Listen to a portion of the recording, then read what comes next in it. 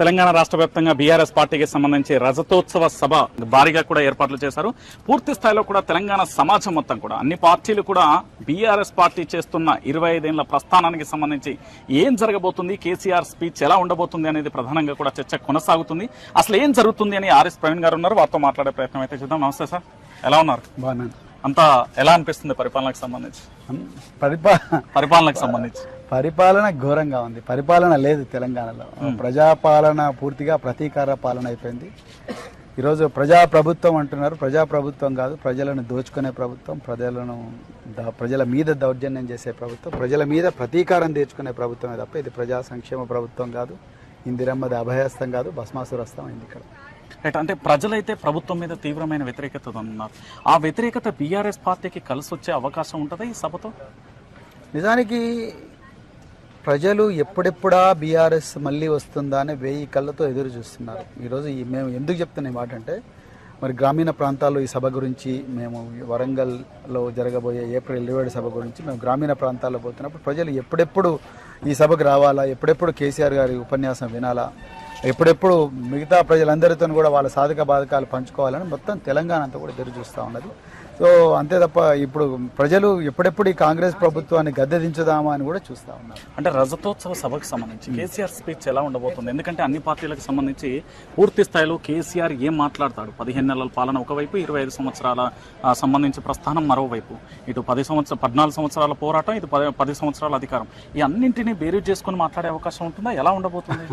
కేసీఆర్ గారు ఏం మాట్లాడతారు అనేది నేను చెప్పడం కష్టం, కానీ బట్ నేను అనుకుంటున్నాను ఏంటంటే, గతంలో తెలంగాణను ఏ విధంగా తెచ్చుకున్నాం, దానికోసం ఎంత త్యాగం చేయాల్సి వచ్చింది, ఎన్ని కుట్రలు జరిగినాయి తెలంగాణ రాకుండా ఉండడం కోసం, అంత కష్టపడి తెచ్చుకున్న తెలంగాణ ఈరోజు 10 సంవత్సరాలు ఏ విధంగా అద్భుతంగా తయారు చేసే ప్రయత్నం చేసినాం. తెలంగాణ ఎన్ని రంగాల్లో దేశంలో నెంబర్ 1 అయింది.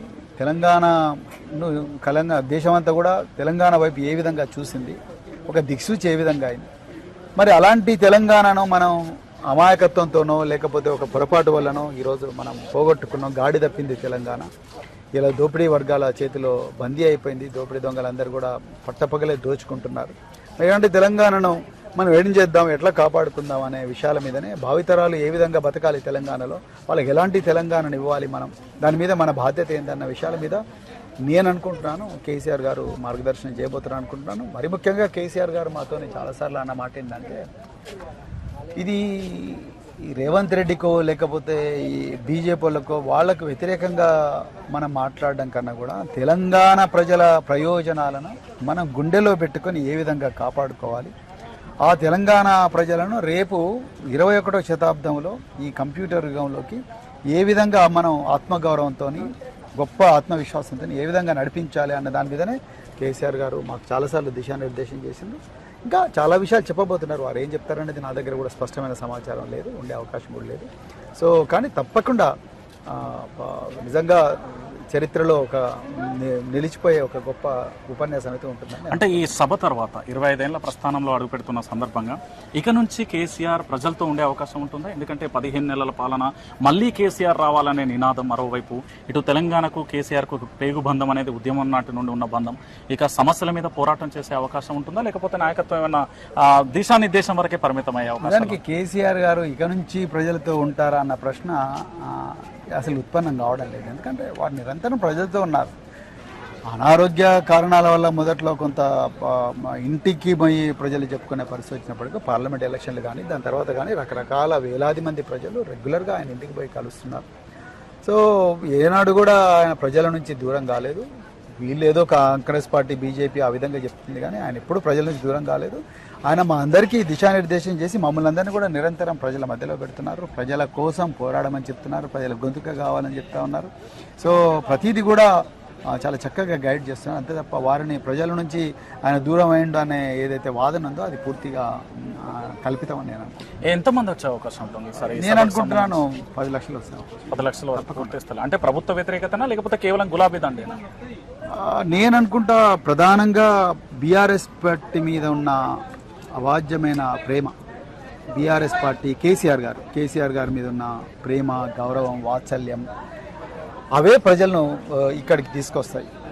ప్రభుత్వం మీద వ్యతిరేకత అనేది సెకండరీ, కానీ కేసీఆర్ గారి మీద ఉన్న ప్రేమ, బీఆర్ఎస్ పార్టీ మీద ఉన్న నమ్మకం అనేది, బీఆర్ఎస్ పార్టీ అంటే ఒక ఓదార్పు, పరిష్కారానికి ఒక చిరునామా, బీఆర్ఎస్ పార్టీ అంటే ఒక భవిష్యత్తు అన్న భావన అనేది, బీఆర్ఎస్ పార్టీ అంటే ఒక రక్షణ కవచం అన్న భావన అనేది ఇలా తెలంగాణ ప్రజలకు స్పష్టంగా అర్థమైంది. కాబట్టి నేను అనుకుంటా రేవంత్ రెడ్డి మీద కోపంతోనో లేకపోతే బీజేపీ మీద కోపంతోనో కన్నా కేసీఆర్ గారి మీద ప్రేమతోని, బీఆర్ఎస్ పార్టీ మీద నమ్మకంతో ఇక్కడికి లక్షల మంది వస్తారని అనుకుంటున్నాను. అంటే ఆర్ఎస్ ప్రవీణ్ కుమార్ పూర్తిగా రాజకీయ నాయకుడిగా మారిపోయారు. లేదు, నేను వాస్తవం చెప్తున్నా. వాస్తవంగా 10 లక్షల మంది రాజకీయం అంటేనే నా దృష్టిలో రాజకీయం అంటే నిజం చెప్పడం.